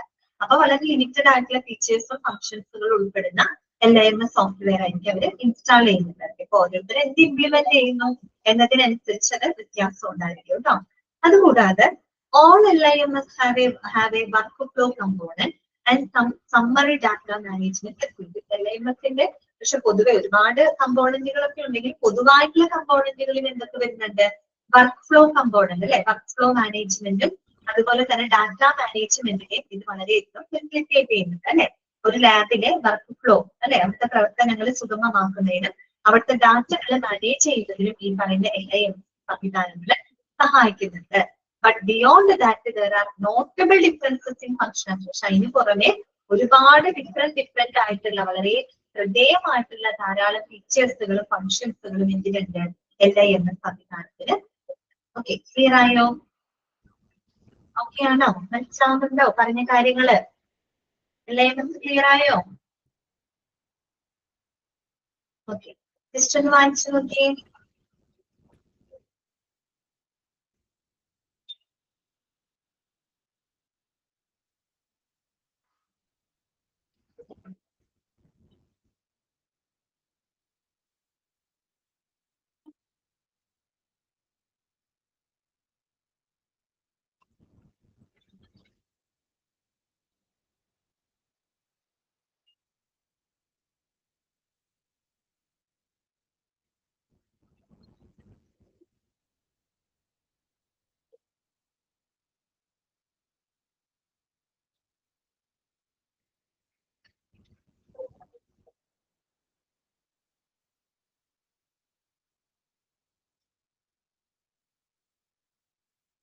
ഓക്കെ, ക്ലിയർ ആയോ?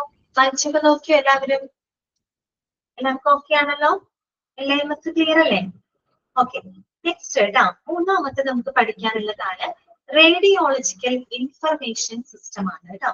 റേഡിയോളജിക്കൽ ഇൻഫർമേഷൻ സിസ്റ്റം എന്തായിരിക്കും? ആ പേര് സൂചിപ്പിക്കുന്നത് പോലെ തന്നെ നമ്മുടെ റേഡിയോളജി ഡിപ്പാർട്ട്മെന്റിലെ വർക്ക് ഫ്ലോ അല്ലെ, അത് മാനേജ് ചെയ്യാനായിട്ട്, അത് സിംപ്ലിഫൈ ചെയ്യാനായിട്ട് ഉപയോഗിക്കുന്ന സോഫ്റ്റ്വെയർ സംവിധാനം, that is called RIS. Okay, നമുക്ക് ഇങ്ങനെ വായിക്കാം. Radiological information system is the software solution that is designed to manage and streamline the എന്താണ് റേഡിയോളജിക്കൽ ആക്ടിവിറ്റീസ് അല്ലെ, അഥവാ റേഡിയോളജി ഡിപ്പാർട്ട്മെന്റ് സംബന്ധമായിട്ടുള്ള പ്രവർത്തനങ്ങളെ, അവിടുത്തെ പ്രവർത്തനങ്ങളെ സ്ട്രീംലൈൻ ചെയ്യാൻ, സിംപ്ലിഫൈ ചെയ്യാനും മാനേജ് ചെയ്യുന്നതിന് വേണ്ടിയിട്ട് പ്രത്യേകം സ്പെഷ്യലി ഡിസൈൻഡ് ആയിട്ടുള്ള സോഫ്റ്റ്വെയർ സംവിധാനമാണ് RIS എന്ന് പറയുന്നത് കേട്ടോ. Radiological information system. നമ്മളെ LIMS ലബോറട്ടറിയിലെ കാര്യങ്ങൾക്കാണെങ്കിൽ RIS എന്ന് പറയുന്നത് റേഡിയോളജി ഡിപ്പാർട്ട്മെന്റ് അല്ലെ, എന്ന് വെച്ചാൽ ഇമേജിംഗ് കാര്യങ്ങൾ അല്ലെ, നമ്മൾ എക്സ്റേ, CT സ്കാൻ ഇങ്ങനെയുള്ള കാര്യങ്ങളൊക്കെ ചെയ്യുന്നുണ്ട് അല്ലെ. അപ്പൊ അതിനെയൊക്കെ സഹായിക്കുന്നത് ഈ ഒരു സോഫ്റ്റ്വെയർ സംവിധാനമാണ് കേട്ടോ. നമുക്ക് വായിക്കാം. A radiological information system is the core system for the electronic management of imaging department അല്ലെ. റേഡിയോളജിക്കൽ ഡിപ്പാർട്ട്മെന്റ് എന്ന് പറയുമ്പോൾ അവിടെ എന്തൊക്കെ കാര്യങ്ങൾ നടക്കുന്നത്? X-ray, CT scan, MRI scan അല്ലെ, ഇങ്ങനെയുള്ള ഇമേജിംഗ് കാര്യങ്ങൾക്കൊക്കെ, ഇമേജിംഗ് കാര്യങ്ങൾക്ക് ഏറ്റവും അധികം സഹായിക്കുന്ന ഒരു സോഫ്റ്റ്വെയർ സംവിധാനമാണ് കേട്ടോ. ഇനി നോക്കുക, the major functions of the RIS can consist of. എന്തൊക്കെയാണ് ഈ ഒരു സോഫ്റ്റ്വെയർ സംവിധാനങ്ങളുടെ ഫങ്ഷൻസ് എന്ന് പറയുന്നത്? ഒന്ന്, പേഷ്യന്റ് ഷെഡ്യൂളിംഗ്. പേഷ്യന്റിന് ഷെഡ്യൂൾ ചെയ്യുക, അതായത് കൃത്യമായിട്ട് ഈ പറയുന്ന റേഡിയോളജിക്കൽ ഇമേജിംഗ് പ്രൊസീജിയേഴ്സിനൊക്കെ ആവശ്യമായിട്ടുള്ള പേഷ്യൻസുകളുടെ അപ്പോയിന്റ്മെന്റുകൾ ഷെഡ്യൂൾ ചെയ്യാം അല്ലെ, patient scheduling. Resource management, that means allocating resources. Allocating resources എന്ന് പറഞ്ഞാൽ ഇമേജിംഗ് എക്യുപ്മെന്റ്സുകൾ അല്ലെ, CT scan machine, MRI machine, അങ്ങനെയുള്ള ഇതൊക്കെയാണ് റേഡിയോളജിക്കൽ ഡിപ്പാർട്ട്മെന്റിലെ റിസോഴ്സ് എന്ന് പറയുന്നത്. അവിടുത്തെ സ്റ്റാഫുകളും അതുപോലെ തന്നെ ഇമേജിംഗ് എക്യുപ്മെന്റ്സുകളൊക്കെ അല്ലെ, അതിനെയൊക്കെ കൃത്യമായിട്ട് എന്ത് ചെയ്യുക, അലോക്കേറ്റ് ചെയ്യുക, അതാണ് റിസോഴ്സ് മാനേജ്മെന്റ്. പിന്നെ എക്സാമിനേഷൻ ഓഫ് പെർഫോമൻസ് ട്രാക്കിംഗ് അല്ലെ, അതിനുശേഷം എന്താണ്, the progress of the imaging procedures എന്ത് ചെയ്യുക, കൃത്യമായിട്ട് ട്രാക്ക് ചെയ്യുക അല്ലെ.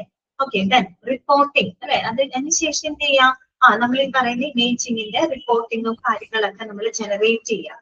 പിന്നെ റിസൾട്ട് ഡിസ്ട്രിബ്യൂഷൻ, അത് നമ്മൾ എന്ത് ചെയ്യുക, results are distributed to the health care providers അല്ലെ, ഹെൽത്ത് കെയർ പ്രൊവൈഡേഴ്സിലേക്ക് അതിന്റെ റിസൾട്ടുകൾ വിതരണം ചെയ്യാം. ആൻഡ് പ്രൊസീജിയർ ബില്ലിംഗ്, അത് കഴിഞ്ഞാൽ ബില്ലിംഗ് പ്രൊസീജിയറും കാര്യങ്ങളൊക്കെ ചെയ്യാം. ഈ പറയുന്ന ഇത്തരം കാര്യങ്ങൾക്കൊക്കെ സഹായിക്കുന്നത് ഏത് സോഫ്റ്റ്വെയർ സംവിധാനമാണ്? RIS ആണ് കേട്ടോ. അപ്പൊ ഓക്കെ, അണ്ടർലൈൻ ചെയ്ത് വെക്കാം കേട്ടോ. RISന്റെ മേജർ ഫങ്ഷൻസ് എന്തൊക്കെയാണ്?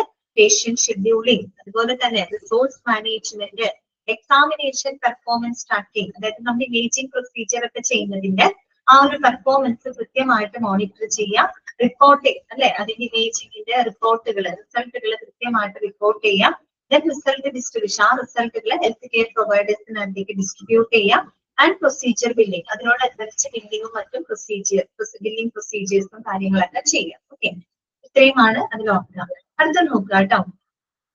RIS complements HIS and PACS and is crucial to efficient workflow to radiology practices കേട്ടോ. അപ്പൊ അവിടെ രണ്ട് ഫോമുകൾ നിങ്ങൾ പഠിക്കണം. RIS കോംപ്ലിമെന്റ്സ് HIS, അതായത് ഈ പറയുന്ന ഹോസ്പിറ്റൽ ഇൻഫർമേഷൻ സിസ്റ്റത്തിന്റെ ആയിട്ട് ഇന്റഗ്രേറ്റ് ചെയ്തുകൊണ്ടാണ് RIS പ്രവർത്തിക്കുന്നത്. ഓക്കെ, അറിയാലോ. അതിപ്പോ LIS ആയാലും RIS ആയാലും എല്ലാം എന്തുമായിട്ട് ഇന്റഗ്രേറ്റഡ് ആണ്? HIMS ആയിട്ട് ഇന്റഗ്രേറ്റഡ് ആണ്. ഓക്കെ, അപ്പൊ RIS ആൾസോ എന്താണ്? Complements HIS, that is integrating with HIS-ഉമായിട്ട് ഇന്റഗ്രേറ്റ് ചെയ്തുകൊണ്ടാണ് പ്രവർത്തിക്കുന്നത്. ആൻഡ് പാക്സിന്റെ ഫുൾ ഫോം വളരെ ഇമ്പോർട്ടന്റ് ആണ്, പഠിച്ചു വെക്കാം. Picture achieving and communication system ആണ് കേട്ടോ. എന്താണ്? Picture achieving and communication system ആണ് കേട്ടോ. അത് വേറൊന്നുമല്ല, sharing and storing medical images കേട്ടോ. നമ്മൾ ഈ പറയുന്ന മെഡിക്കൽ ഇമേജസുകളൊക്കെ എന്ത് ചെയ്ത് വെക്കുക? സ്റ്റോർ ചെയ്യുക, അതുപോലെ തന്നെ ഷെയർ ചെയ്യുക. അതിനായിട്ട് ഉപയോഗിക്കുന്ന ഒരു എന്താ പറയുക കമ്പോണന്റ് ആണ് പാക്സ് എന്ന് പറയുന്നത്. Picture achieving and communications. Picture achieving എന്ന് വെച്ചാൽ പിക്ചർ മീൻസ് ഇമേജസ് ആണ്. CT scan image, MRI image, അല്ലെ, ഇങ്ങനെയൊക്കെ ഉള്ള പിക്ചർ ഇമേജസ്, മെഡിക്കൽ ഇമേജസുകളെ എന്ത് ചെയ്യുക? സ്റ്റോർ ചെയ്യുക, അതുപോലെ തന്നെ അത് ഷെയർ ചെയ്യുക. ഓക്കെ, അതിനു വേണ്ടി ഉപയോഗിക്കുന്ന ഒരു കമ്പോണന്റ് ആണ് കേട്ടോ, പാക്സ് എന്നാണ് പറയുക. അപ്പൊ ഈ പറയുന്ന RIS എന്ന് പറയുന്നത് HIS-ഉമായിട്ടും പാക്സുമായിട്ടും ഇന്റഗ്രേറ്റ് ചെയ്തുകൊണ്ടാണ് പ്രവർത്തിക്കുന്നത് കേട്ടോ.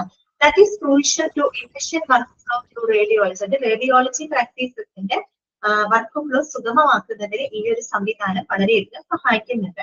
ചെറിയൊരു പിക്ചർ അവിടെ തന്നിട്ടുണ്ട്, നിങ്ങൾക്ക് കാണാൻ പറ്റും കേട്ടോ. ഹോസ്പിറ്റൽ ഇൻഫർമേഷൻ സിസ്റ്റം, കാര്യം HIS-ഉമായിട്ട് ഇന്റഗ്രേറ്റ് ചെയ്തുകൊണ്ടാണ് എന്ത് ഉപയോഗിക്കുന്നത്? നമ്മൾ RIS ഉപയോഗിക്കുന്നത്. അതാണ് ഇവിടെ പറഞ്ഞത്. RIS complements HIS and PACS കണ്ടോ. പാക്സ് എന്ന് പറയുന്നത് ഈ ഒരു സംവിധാനമാണ്. അതിന്റെ മെഡിക്കൽ ഇമേജസ് ഒക്കെ സ്റ്റോർ ചെയ്യാനും ഷെയർ ചെയ്യാനായിട്ട് ഉപയോഗിക്കുന്ന ഈ രണ്ട് കമ്പോണന്റുകളെ പരസ്പരം എന്താണ്?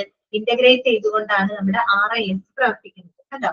പിന്നെ ഡികോ മൊഡാലിറ്റി, അതിന് ധാരാളം മൊഡാലിറ്റീസ്, ധാരാളം മെത്തേഡുകൾ ഉപയോഗിക്കുന്നുണ്ട്. മെത്തേഡ് എന്ന് പറയുന്നത് ഇപ്പൊ CT സ്കാൻ, MRI അല്ലെ, അങ്ങനെയൊക്കെ ഉള്ള എക്സ്റേ, ഇങ്ങനെയൊക്കെയുള്ള പല മൊഡാലിറ്റീസ് അല്ലെ, അത്തരത്തിലുള്ള മെത്തേഡുകളൊക്കെ ഉപയോഗിച്ചുകൊണ്ട് നമ്മൾ എന്ത് ചെയ്യാണ്? ഈ പറയുന്ന മെഡിക്കൽ ഇമേജ് ജനറേറ്റ് ചെയ്യാണ് കേട്ടോ. അപ്പൊ ആ ഒരു വർക്ക് ഫ്ലോ മാത്രമാണ് അവിടെ കൊടുത്തിരിക്കുന്നത്. പിക്ചറിന് വേറെ ക്വസ്റ്റ്യൻസ് ഒന്നും വരാനില്ല.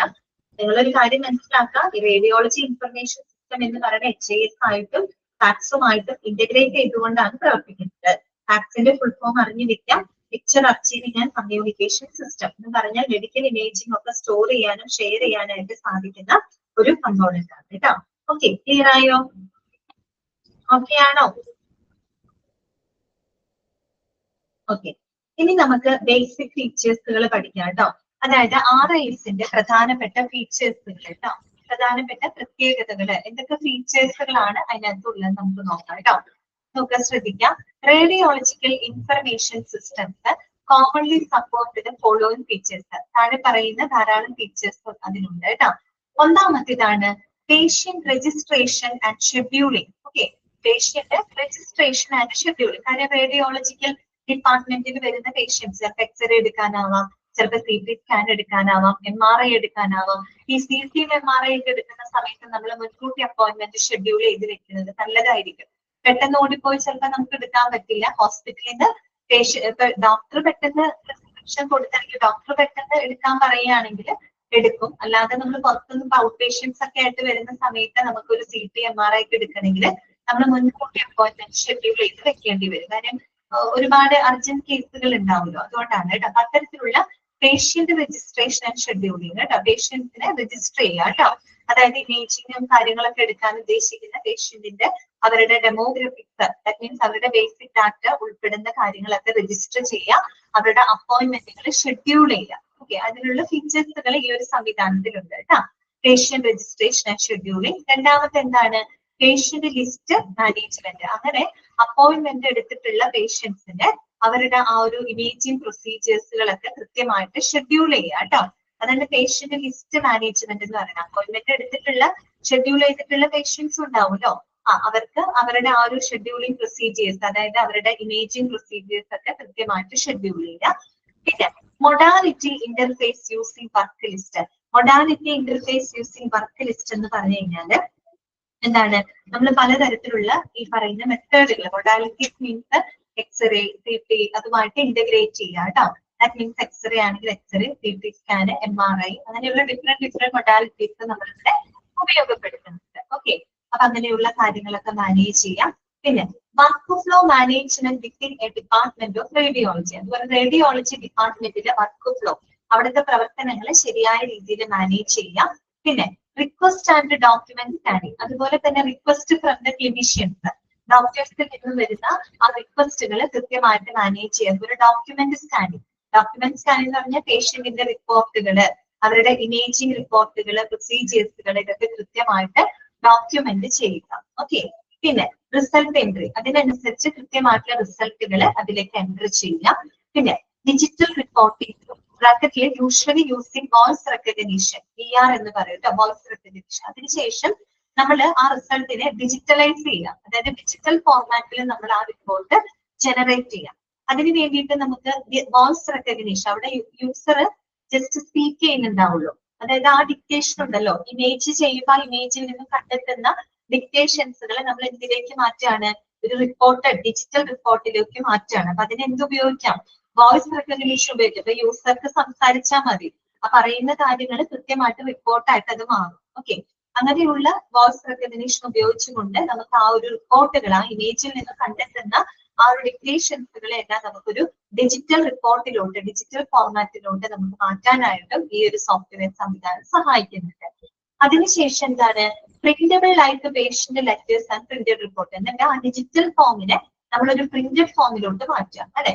ഒരു പ്രിന്റഡ് ഫോമിലോട്ട് അതിനെ മാറ്റാം, ഈ പ്രിന്റഡ് റിപ്പോർട്ട് ഫോമിലോട്ട് മാറ്റാം. അതിനുശേഷം result transmission via integration or emailing of clinical report. അതിനുശേഷം റിസൾട്ട് എന്ത് ചെയ്യണം? ട്രാൻസ്മിറ്റ് ചെയ്യണം, അല്ലെ? ഈ ബന്ധപ്പെട്ട പേഷ്യന്റിനോ അല്ലെങ്കിൽ ക്ലിനീഷ്യനോ അവർക്ക് ഒന്നില്ലെങ്കിൽ ഇമെയിൽ ചെയ്യാം, റിപ്പോർട്ടുകൾ അവർക്ക് ട്രാൻസ്മിറ്റ് ചെയ്യാം, അവർക്ക് അയച്ചു കൊടുക്കാം.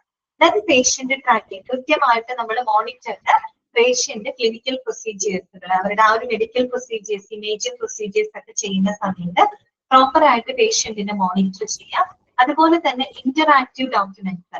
ഇന്ററാക്റ്റീവ് ഡോക്യുമെന്റ്സ് എന്ന് വെച്ചാൽ creation of dynamic documents that has to be edited or update. നമുക്ക് ഈസി ആയിട്ട് എഡിറ്റ് ചെയ്യാനും അപ്ഡേറ്റ് ചെയ്യാനും ആയിട്ട് സാധിക്കുന്ന ഡൈനാമിക് ആയിട്ടുള്ള ഡോക്യുമെന്റ്സുകൾ ക്രിയേറ്റ് ചെയ്യാം. അതായത് നമ്മൾ മെഡിക്കൽ ഇമേജിങ്ങും കാര്യങ്ങളൊക്കെ എടുക്കുമ്പോൾ നമുക്ക് എന്തെങ്കിലും മാറ്റങ്ങളോ എന്തെങ്കിലും ആൾട്രേഷൻസ് ഒക്കെ വരുത്തണമെങ്കിൽ എഡിറ്റ് ചെയ്യാനും അപ്ഡേറ്റ് ചെയ്യാനൊക്കെ സാധിക്കുന്ന ഡൈനാമിക് ആയിട്ടുള്ള ഡോക്യുമെന്റ്സുകൾ ക്രിയേറ്റ് ചെയ്യാം. പിന്നെ creation of technical files.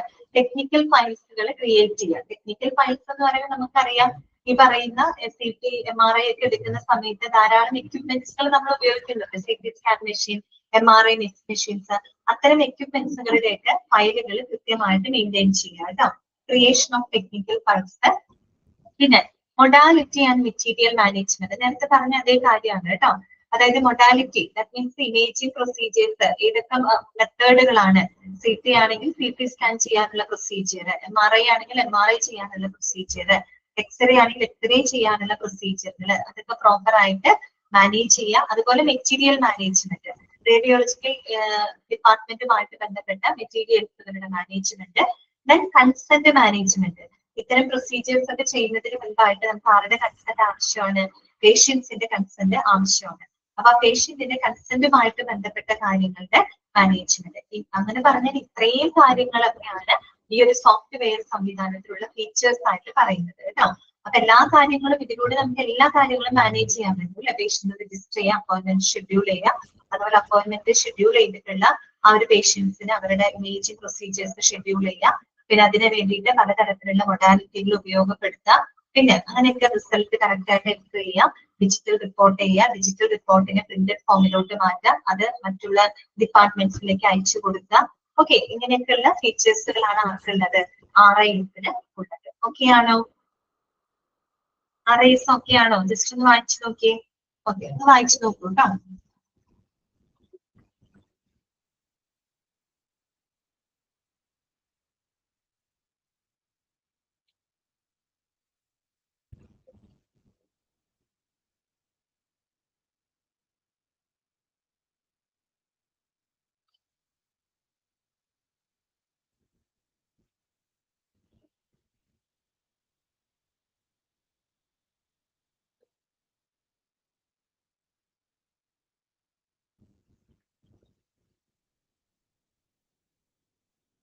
Okay, clear ആണല്ലോ?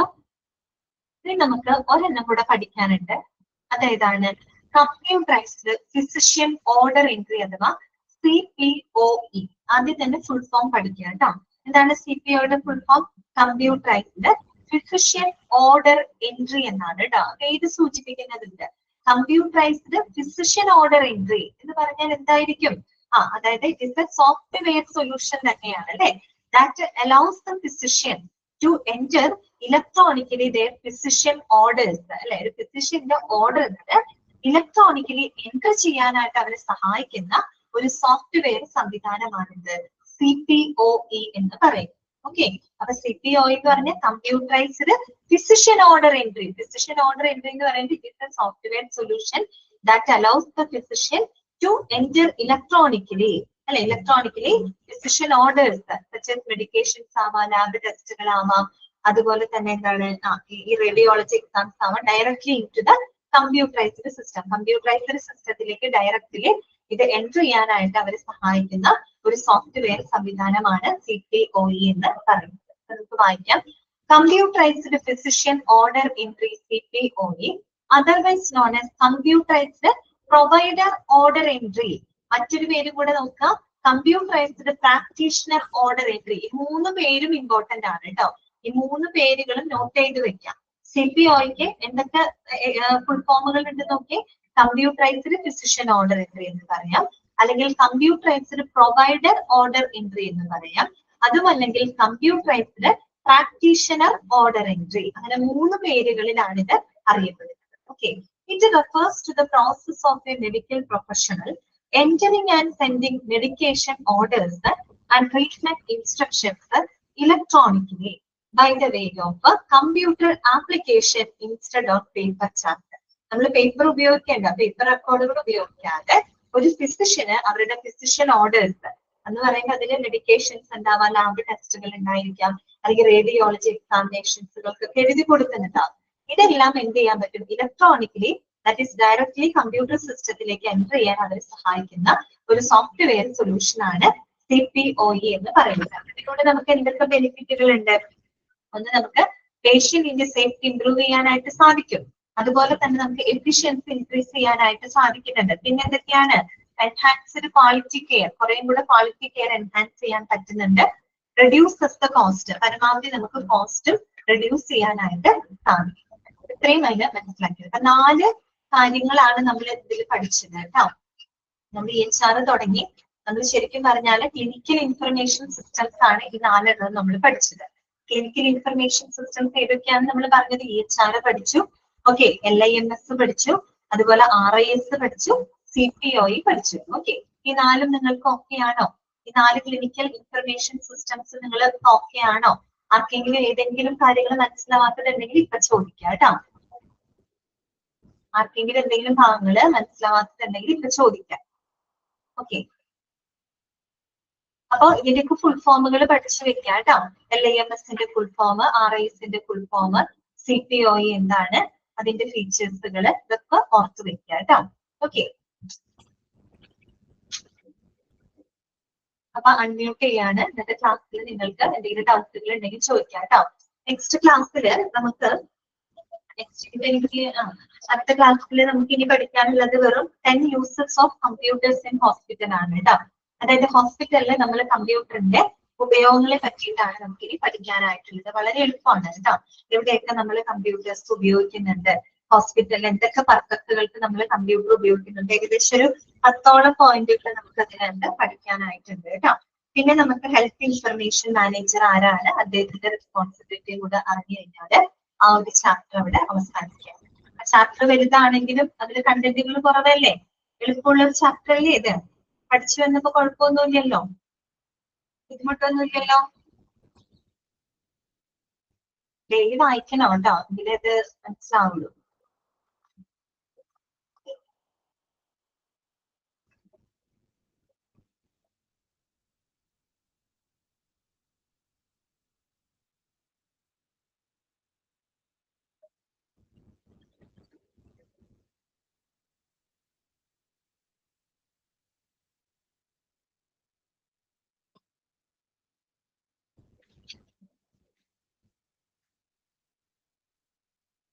എന്തെങ്കിലും ഡൗട്ടുകൾ ഉണ്ടെങ്കിൽ നിങ്ങൾക്ക് ചോദിക്കാം കേട്ടോ.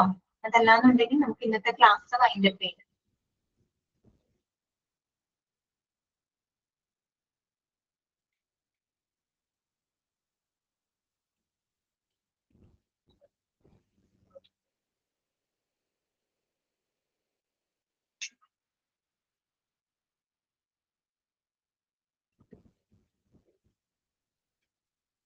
ഓക്കെ, അങ്ങനെയാണെങ്കിൽ നമുക്ക് ക്ലാസ് വൈൻഡപ്പ് ചെയ്യാം കേട്ടോ. നമുക്ക് നെക്സ്റ്റ് ക്ലാസ്സിൽ നിന്ന് കാണാം.